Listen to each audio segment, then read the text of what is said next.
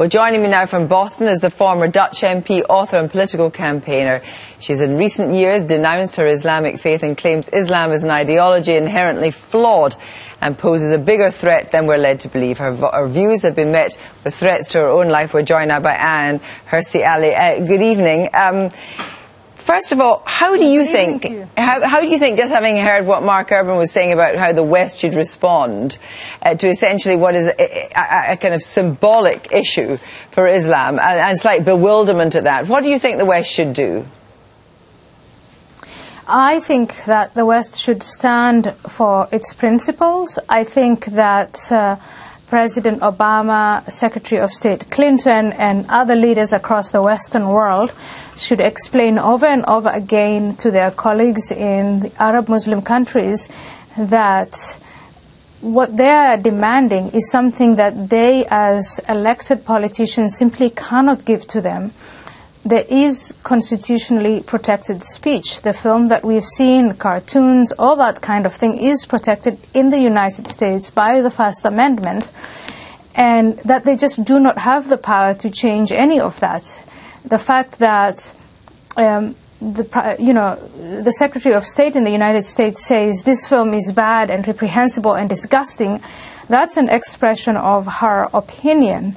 It's not a promise to introduce legislation to curb that. But if you listen to the Prime Minister of Turkey, the President of Egypt, the Pakistanis, all of these Muslim countries, what they really are seeking is an amendment of the First Amendment, and that just isn't going to happen. But should there not be laws against inciting, as it were, religious hatred? I mean, there are such laws in some countries, the United Kingdom. Presumably those are laws that you think should exist, no? I do not think that such laws should exist. If you look at the history of the freedom of speech, the freedom of conscience, the freedom of expression in Europe and in America, this is a culmination of the victory of the individual as a human being. It's become one of the most basic human rights, and this wasn't achieved overnight. Hundreds of years went before that, when all these freedoms were not available. Now, do we want to appease people in the Arab and Muslim world who are not there yet by indulging them and saying, okay, let's go back a couple of hundred years? Or should we say, you guys should catch up with us, and then our leaders, our elected leaders, should explain that to them, that we're not going back? Do you accept, though, that Muslims have the right to be offended, first of all, by the film and also by the cartoons, now and cartoons in the past? Do you think they've got the right to be offended by these things? The freedom of speech, freedom of expression that is constitutionally set in place, that protects the right to offend. It doesn't protect good manners. I do not want to insult anyone, and I hate people insulting one another and insulting one another's religions, etc., etc. But that's what it protects, and so there is no point pretending otherwise. I'm in the United States now, and I am following the elections, and what the Republicans say about the Democrats hurts democratic people deeply. What the Democrats say about Republicans hurts Republicans.